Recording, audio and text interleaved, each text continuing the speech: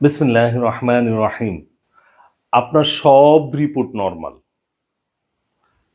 আপনি পরীক্ষা-নিরীক্ষা সবকিছু সেরে ফেলেছেন। সব রিপোর্টগুলি নরমাল আসছে। তারপরেও আপনি অসুস্থ। আপনার কাছে কোনোভাবেই সুস্থতা ফিল হচ্ছে না। আপনি নিজেকে অসুস্থই ভাবছেন বা অসুস্থ আপনি। কেন হয় এরকম? যদি অসুস্থ হয়ে থাকেন তাহলে রিপোর্টগুলি কেন নরমাল আসবে?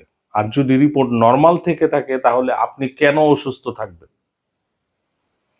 যদি এই কারণটা জানতে চান, এই ভিডিওটা স্কিপ না করে শেষ পর্যন্ত দেখার অনুরোধ রইল। আপনি ভালো করে জেনে যাবেন সব রিপোর্ট নরমাল থাকার পরেও কেন আপনি অসুস্থ থাকেন।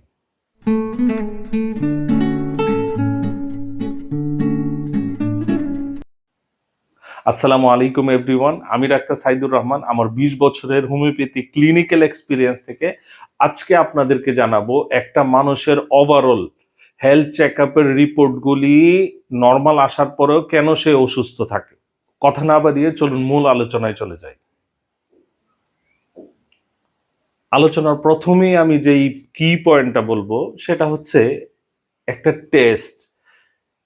এই টেস্টটা যদি আপনি করান, যে কোনো টেস্ট, এইটা যদি করান সে আপনার রোগ নির্ণয় করবে, সে রোগ ধরে ফেলবে, কিন্তু পেশেন্টকে, রুগীকে ধরবে না। এইটাই হচ্ছে একটা কি পয়েন্ট। আর এই জায়গা থেকেই রিপোর্ট সবকিছু যখন শেষ, এই জায়গা থেকেই শুরু হয় আমাদের হোমিওপ্যাথির ম্যাজিক বা হোমিওপ্যাথির পাওয়ার। হোমিওপ্যাথি শুরুটা করেই সেখান থেকে, যখন সব রিপোর্ট রোগ ধরতে পারে না, হোমিওপ্যাথি তখন রুগীকে ধরে। একজন হোমিওপ্যাথি ডক্টর একটা রুগীকে ধরে, হাত বোলায়, তার কষ্টগুলি শুনে, তার সব কিছু সুখ দুঃখ ইন ডিটেল সবকিছু শুনে, তার কারণে টেস্ট যা নির্ণয় করতে না পারে একজন হোমিওপ্যাথি ডক্টর যদি ওয়েল এডুকেটেড হয়, সে সেটা নির্ণয় করতে পারে।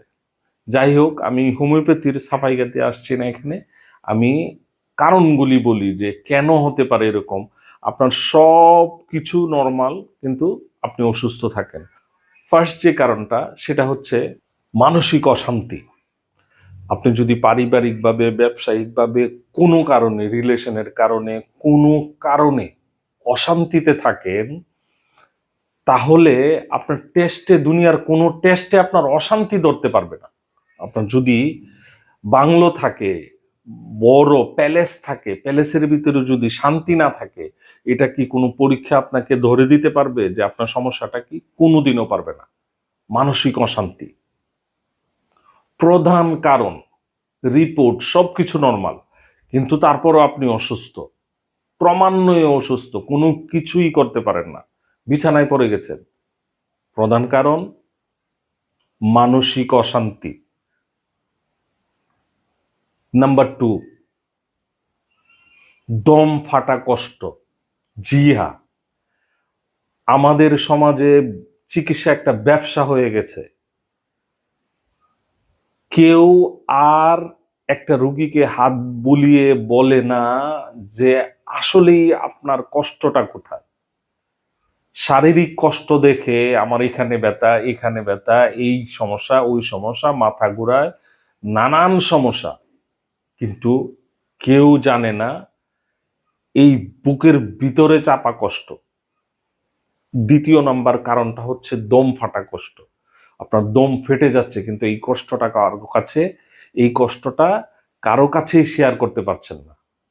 এটা একটা বড় কারণ যে আপনার ডায়াগনোসিসে, পরীক্ষা নিরীক্ষায় কোনো রোগ আসে না, কিন্তু আপনি অসুস্থ থাকেন।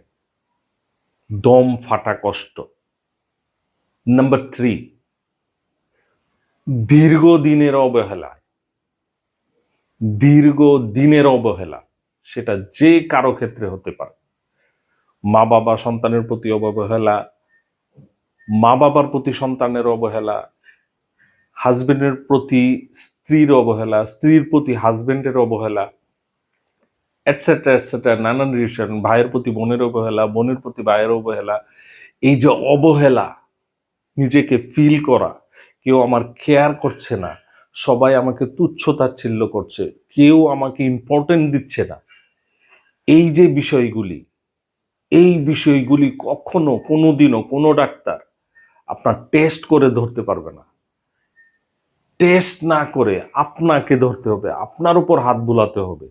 যদি আপনার উপর হাত বুলিয়ে, আপনার মাথায় হাত বুলিয়ে কেউ স্নেহের সাথে, ভালোবাসার সাথে, কোমল কণ্ঠে জিজ্ঞেস করে, ভাই বা বোন বা স্যার, আপনার সমস্যাটা কি, আপনার কষ্টটা কি, খুলে বলে ফেলুন, ওমিটিং করে ফেলুন, লিখে জ্বালিয়ে দেন, বলেন, খুলে বলে ফেলেন, এই বুকটাকে না ফাটিয়ে এই কষ্টগুলিকে ফাটিয়ে ফেলেন।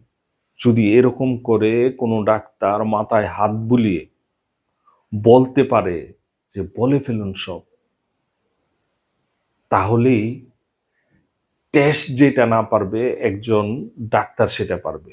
আর এই ধরনের আপনার ভিতরেও যদি বুক ফাটা, দম ফাটা কষ্ট থেকে থাকে, তাহলে আমাকে কমেন্টস করে শুধু বলতে পারেন কষ্ট, লিখতে পারেন কষ্ট, আমি আপনাকে হাফ এন আওয়ার টাইম দিয়ে, আমার নিজের আধা ঘন্টা সময় দিয়ে, বিশ্বাস করেন আমি আপনার সব কষ্ট শুনবো, আপনাকে আমার নলেজ থেকে যতটুকু সম্ভব আপনাকে বুঝাতে চেষ্টা করব। সো আজ এই পর্যন্তই। আশা করি রিপোর্টে কোনো কিছু আসে না, তারপরে আপনি অসুস্থ, কেন অসুস্থ কারণগুলি ভালো করে জেনে গেলেন। যদি আমার ভিডিওটা হেল্পফুল, ইনফরমেটিভ মনে হয়, প্লিজ আমার চ্যানেলটা সাবস্ক্রাইব করে নোটিফিকেশন বারটা অন করে রাখবেন, স্বাস্থ্যসেবার এই ছোট্ট ছোট্ট পরামর্শগুলি সবার আগে যাতে আপনার কাছে পৌঁছে যায়। আল্লাহ সুবহানাহু ওয়া তাআলা আপনাদের সবাইকে অনেক অনেক ভালো রাখুক, অনেক অনেক সুস্থ রাখুক, এই কষ্ট থেকে বাঁচিয়ে রাখুক। কষ্ট আর ভয় মানুষকে করে ফেলে ক্ষয়, হতে দেয় না জয়। আসসালামু আলাইকুম ওয়া রাহমাতুল্লাহি ওয়া বারাকাতুহু।